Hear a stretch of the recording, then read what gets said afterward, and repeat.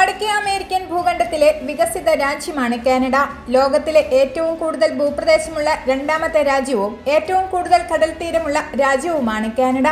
വലിപ്പത്തിൽ മുന്നിലാണെങ്കിലും സമീപമുള്ള അമേരിക്കയെ അപേക്ഷിച്ച് കാനഡയിൽ ജനവാസം വളരെ കുറവാണ്. ആർട്ടിക് പ്രദേശത്തോട് ചേർന്ന് കിടക്കുന്നതിനാൽ മിക്ക സ്ഥലങ്ങളും മഞ്ഞുമൂടി തണുത്ത് ജനവാസയോഗ്യമല്ല. കാനഡയെക്കുറിച്ച് അധികമാർക്കും അറിയാത്ത ചില വസ്തുതകളാണ് ഇപ്പോൾ വീണ്ടും വൈറലായിരിക്കുന്നത്. കാനഡ യൂറോപ്യൻ യൂണിയനേക്കാൾ വലുതാണ്. ഇന്ത്യയേക്കാൾ 3 മടങ്ങ് വലിപ്പമുണ്ട് കാനഡയ്ക്ക്.